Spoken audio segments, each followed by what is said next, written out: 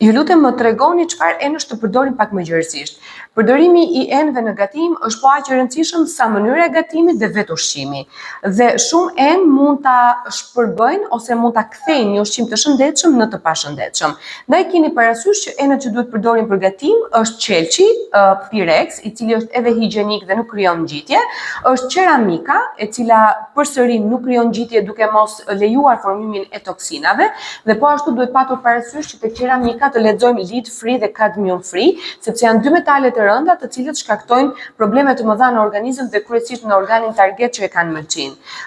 Enët e bambus ose të drurit që përsëri janë shumë higjienike dhe nuk lejojnë formimin e mikroorganizmave, dhe nga ana tjetër është mirë të përdoret edhe giza. Është një material i cili nuk krijon ngjitje, nuk jep toksina në temperatura të larta dhe na ofron një ushqim të sigurt. Këto janë enë të cilat janë edhe me një kosto pak le të themi të menaxhueshme nga ana jon, por pastaj janë edhe enë të tjera të cilët janë të certifikuara. Dhe nëse sa i takon plastikës, le të përdoret sa më rrallë jetë e mundur, të mos vendoset ushqim i nxehtë në to, sepse temperatura mund të krijojë mundësinë për të formuar këto lëndë toksike dhe mund të shkaktojë probleme në shëndetin ton, që ndonjëherë na duket si shumë e indirekte, por në fakt shkakton direkt probleme tek hormonet tona. Duhet patur parasysh që të përdoren enë të cilat janë të certifikuara.